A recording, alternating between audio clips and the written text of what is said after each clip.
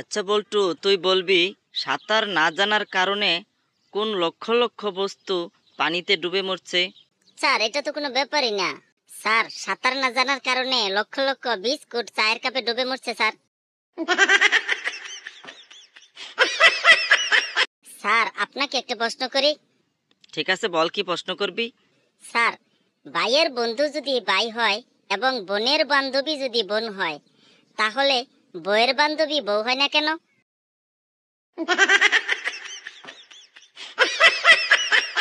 আচ্ছা বল্টু, তুই বলবি এমন একটা বিজ্ঞাপনের জায়গায় শুধু মেয়েদের নাম থাকে, ছেলেদের কোনো নাম থাকে না?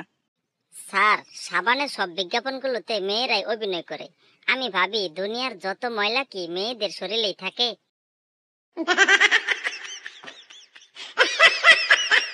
স্যার, আপনাকে একটা প্রশ্ন করি। পারম আর পারম না দুই বন্ধু, পারম গেল বিদেশে, তাহলে বাড়িতে থাকে কে? কেন পারুম না? স্যার, এই সামান্য প্রশ্ন আপনি পারেন না?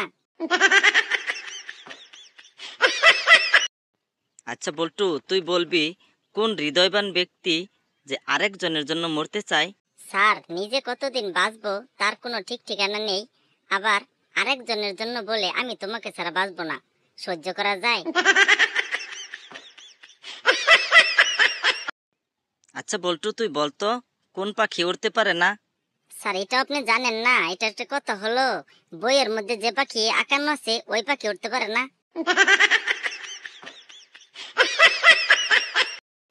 আচ্ছা বল্টু, তোমার আসতে আজকে দেরি হয়েছে কেন? স্যার, মা বাবার জন্য। কেন? মা বাবার জন্য কেন? স্যার, মা বাবা ঝগড়া করছিল, এর জন্য আসতে পারেনি। তাহলে তোমার সমস্যা কি? তুমি আসতে পারছো না কেন? স্যার, একটা জুতো আমার মায়ের হাতে আর একটা জুতো আমার বাবার হাতে, কিভাবে আসবো স্যার?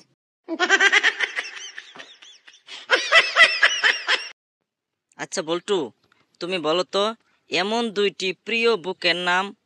স্যার, এটা ব্যাপার হলো, একটা হলো ফেসবুক আর একটা হলো আমার বাবার চেকবুক।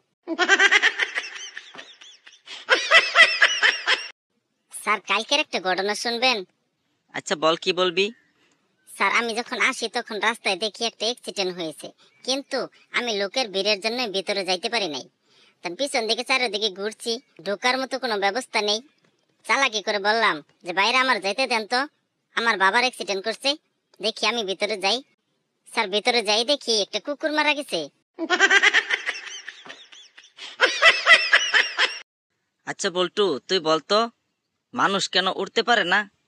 স্যার, মানুষ উড়তে না পেরে ভালোই হয়েছে, কোনো টাকা লাগতো না, টাকা ছাড়াই এই দেশ থেকে ওই দেশে মানুষে যেতে পারতো। আচ্ছা বল্টু, তুমি বলো তো ঘড়িটা কে আবিষ্কার করেছে? স্যার, কথা তো ওইটা না স্যার, আপনাকে আমার জিজ্ঞাসা হলো, তাহলে সময়টা নির্ধারিত করে দিল কে? আচ্ছা বল্টু, তুই বলতো আকাশে বিজলি চমকায় কেন? স্যার, ওটা বিজলি চমকানো না তো, আকাশের দাঁত দেখায় সকল পৃথিবীর মানুষকে।